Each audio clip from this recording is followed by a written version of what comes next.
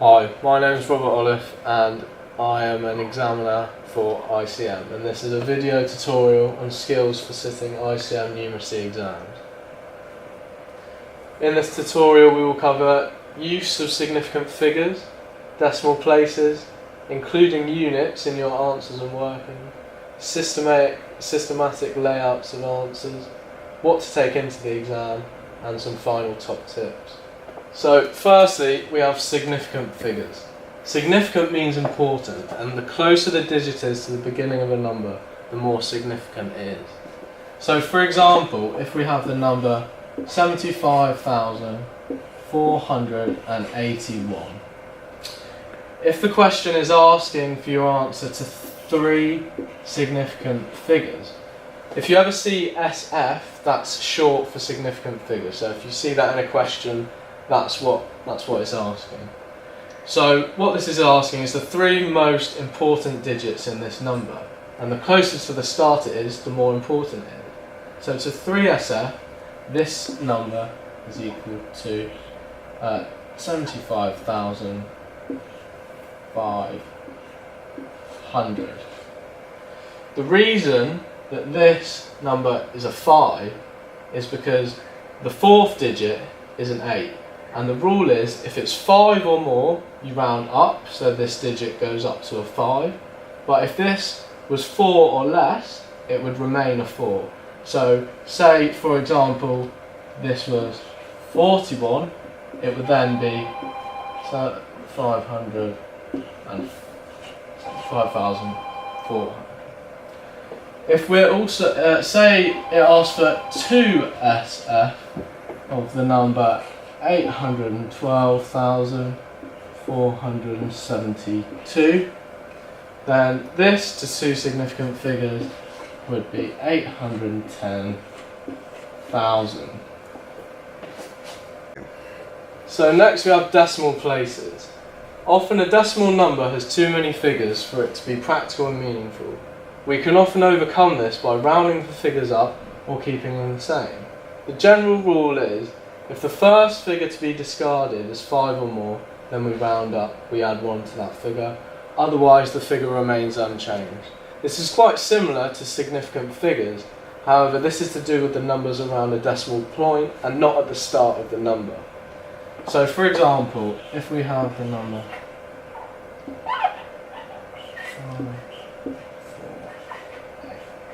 7, if we want this number to 2dp, decimal place is short for decimal, dp is short for decimal place, so if you see that in the question, that is what it's asking. This to 2 decimal places will be equal to 78.55,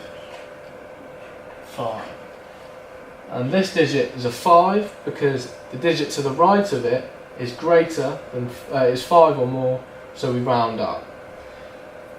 Secondly, if we have the number 479.99 and we want this to 1dp.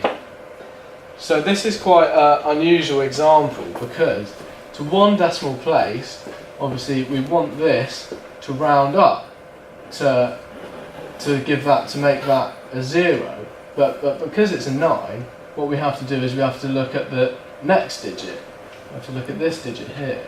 So to 1 decimal place, this would be 480.0. Because it's asking for 1 decimal place, make sure you always put the point 0 at the end, although this isn't what you'd usually do in this one. So next we have including units.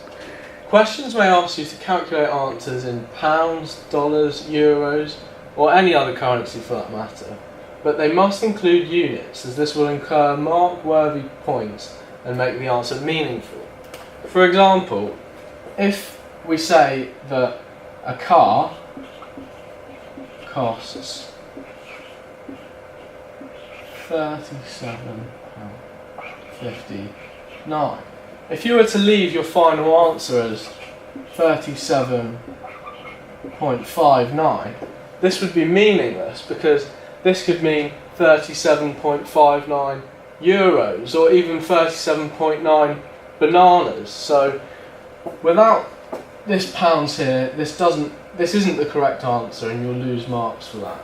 So you must write it as 37.59. Next we have systematic layout of answers. Always show all your mathematical workings in a logical step-by-step style. This process will not only help you to check your own workings, but also an examiner can follow your ideas clearly, and marks can be awarded for the correct method even if the final answer is not. So, for example,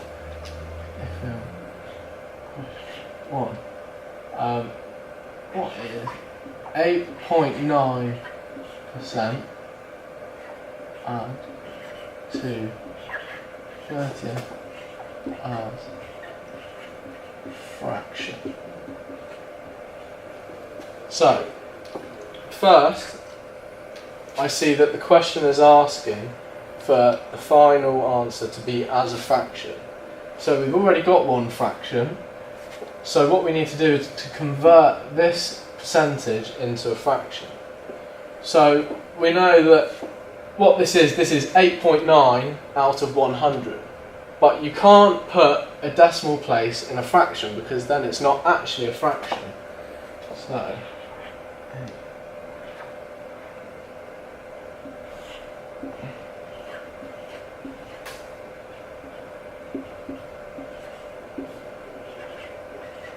when doing your mathematical steps, try and go down the page rather than across, because then it's a lot easier to see the individual steps of your working.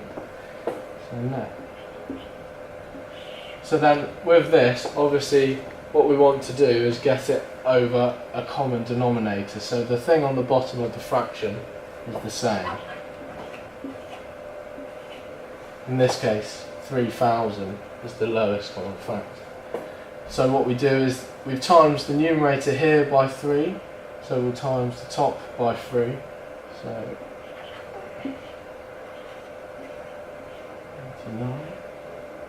we times the bottom by 100 here. So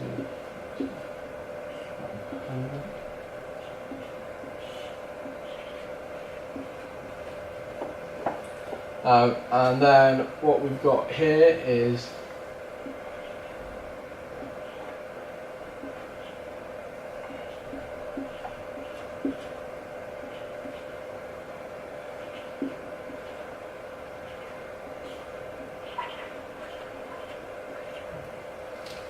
and there's your final fraction answer for that. In part 2 of the question, it may ask you to express this fraction as a percentage, and all you do here is 467.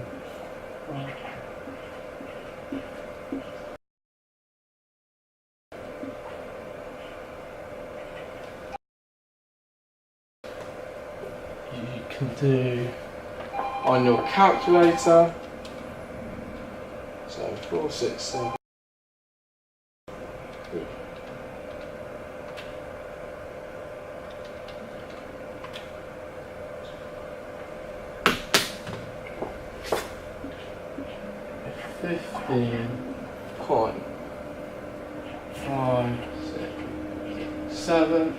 %. And then if the question was asking this to 2 decimal places, we'd finish it off by saying that this is equal to 15.57%. What we mean by systematic layout is that it's very step by step. It's quite clear that so that the examiner can see where you've gained the marks in your method, even if your final answer isn't quite right because you've made a simple mistake. Next, we have top tips. So, number 1, do not put full stops after your calculations and answers. So, if your final answer is 36.52, You do not need to put a full stop after it to signify that it's an end of a question, because this could be mistaken for a decimal point, which could lose you marks. Secondly, make sure you plot all of your graphs in pencil so that if you make an error, you can easily erase it and change it. If you draw it in pen, sometimes your graphs can get quite messy and could end up in you losing marks. We've said this already, but always include units in your answers and double read the question to make sure, does the final answer require any unit. Next, if two data points are on the same figure, they must be marked with a circle around it on the graph on a scatter diagram. So if we have a scatter diagram and you are plotting 2 points, 532 and 532, because if in your table of values you have two values, you would indicate this just by that. And even just simply writing 2 points there will not do you any harm and make it really clear to the examiner what you're doing. Next, when drawing your axes on graphs, you need to take care with equidistant plotting. Read the questions in full. So before you even attempt a question, make sure you read parts A, B, C, D. This is because if you're plotting a graph, you might require to make your axes bigger in order to estimate a value that's bigger than the range and the data that you are given. Also, you might be able to do parts C and D of a question, even if you get stuck on A and B and pick up marks there. So make sure you read the whole question, because you could get stuck on A and then just not do the question at all and you could be missing out on marks. Next, ask for more graph paper if you need it. You can get as much as you like. Don't write out the question in your answer booklet, because this doesn't gain you any marks and it's just a waste of time. All fractions must not contain decimals, we've said that, so if you have 54.5 over 300, this isn't actually expressing your answer as a fraction because it contains a decimal point. You would actually have this as over 600, 109 over 600, that is it correctly expressed as a fraction. Final answers that are in terms of currency, pounds, dollars, etc. should only have 2 decimal places, because 0.3 of a pence, it's meaningless because you can't have that in real life. So if your final answer is, well, if the calculated value on your calculator gives you something like that, you should always leave it. So that's it. And finally, all graphs should be done on graph paper, not line paper, so that you can clearly plot your axis and your points. And it should not be squeezed into the corner of pages. You can get as much graph paper as you like, so putting 5 graphs on one page only makes your plotting less accurate and makes you less likely to pick up marks. So 1 graph per page, and fill the whole page with the graph, don't squeeze it in the corner. That's it for the video tutorial on ICM skills for numeracy exams. Good luck.